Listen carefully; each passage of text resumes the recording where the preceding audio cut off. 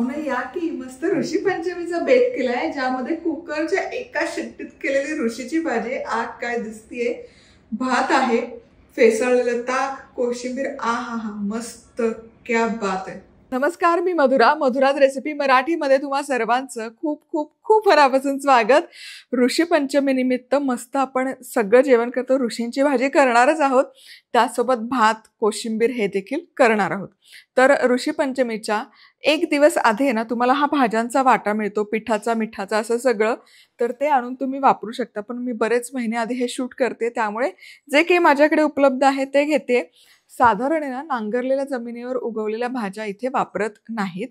तर मला आठवतं लहान असताना आहे ना, आजीकडे म्हणजे माझ्या आजोळी आमच्या घरी 3 जेवणं, 3 पंक्ती कायम ठरलेल्या असायच्या. महिलांसाठी स्पेशल त्यांची किटी पार्टी म्हणा, ज्यामध्ये नागपंचमी, ऋषीपंचमी आणि त्याचसोबत हरतालिका. मग आजी काय करायची, आळीतल्या जितक्या काही बायका जमा होतील 30-40 त्यांना घरी बोलवायचं आणि हा बेत असायचा. ऋषीपंचमीला स्पेसिफिकली पुरुषांचा वावर नसायचा. या बेसिकली या तीनही याला पुरुष आजूबाजूला नसायचे, लहान मुलंही आजूबाजूला नसायची. दारं खिडक्या लावून हा बेत त्यांचा आतल्यात सुरू असायचा. चला तर साहित्य काय काय घेतले ते बघूयात. तर ही आळूची देठं आहेत ना, ती अशी बारीक चिरून घेतली. ही आळूची पानं देखील आहेत बारीक चिरलेली. राजगिरा आहे, स्वच्छ धुवून बारीक चिरून घेतलाय.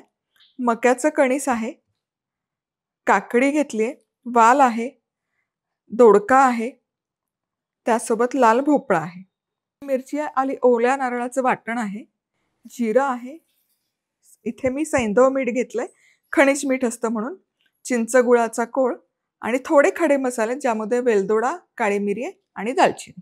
आपलं मधुराज रेसिपीचं नवीन कोरं करकरीत प्रीमियम क्वालिटीचं स्टेनलेस स्टीलचं चॉपिंग बोर्ड आलेलं आहे. मध्यम आकाराचं आहे, वापरण्याकरता सोयीचं आहे, त्याचबरोबर स्टोअर करण्यासाठी सोयीचं आहे आणि पटकन क्लीन करण्यासाठी पण उत्तम आहे. पटकन ऑर्डर करा. चला तर मग सुरू करूयात.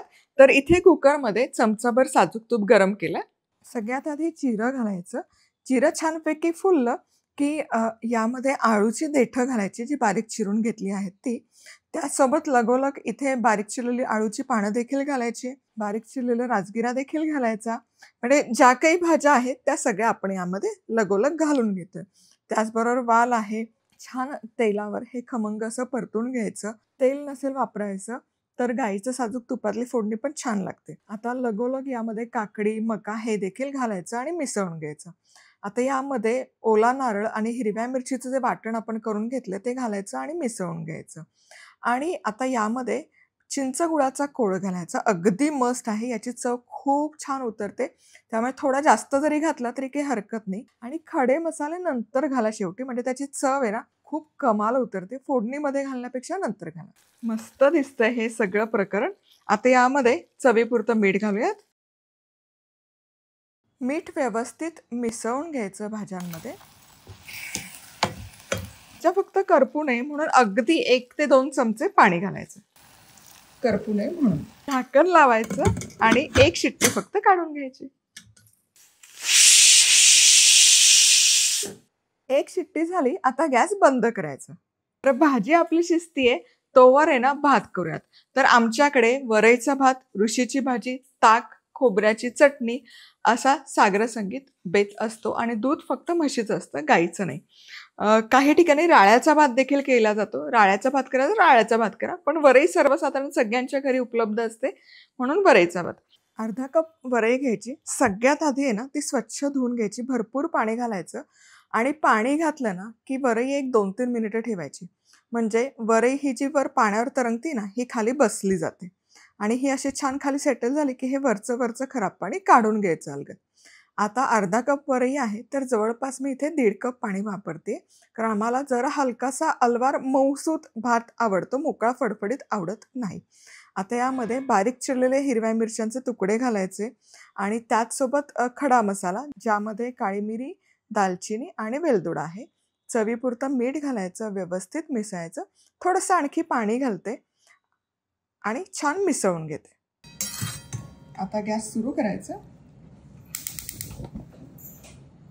झाकण ठेवून छानपैकी 10 मिनिटं शिजवायचं. 10 मिनिटच लागतात, फार वेळ नाही लागत वरईचा भात शिजायला. पाणी जिरलं असं वाटलं की गॅस लगेच बंद करायचा. चला, हा भात आहे ना, भात बघा छान मुरलाय. हे बघा पाणी छान जिरपलं गेलंय. आता गॅस बंद करायचा आणि असाच भात छान मुरून घ्यायचा. कुकरची शिट्टी झाली, वाफही गेली. आता भाजी बघूयात कशी झाली ते. वा वा वा वा, कमाल, काय दिसतीये भाजी. भाज्या, प्रत्येक भाजी आहे ना छान शिजली गेली आहे, वाफळली आहे. मग तो मका असो किंवा पालेभाजी असो, वाल असो, आणि एकजीव झालंय हे सगळं प्रकरण. आणि खूप छान रसरशीत आणि चवदार लागते ही भाजी, जबरदस्त. आता भाजी तर आपली तयार आहे आणि भात बघा, भात देखील छान वाफवून निघालाय, मस्त फुललाय. आणि हा असाच आम्हाला आवडतो, हलका हलका मऊ शिजलेला भात. खूप मोकळा फडफडीत आवडत नाही, मग ती मजा नाही येत हा भात खायला. म्हणून असा मऊ मी शिजवून घेते.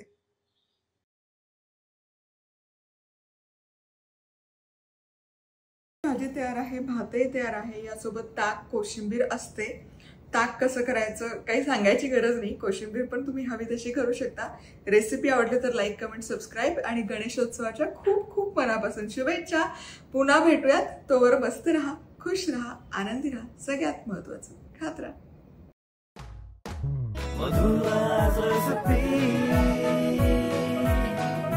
मधुराज रेसिपी, महाराष्ट्राची अस्सल चव.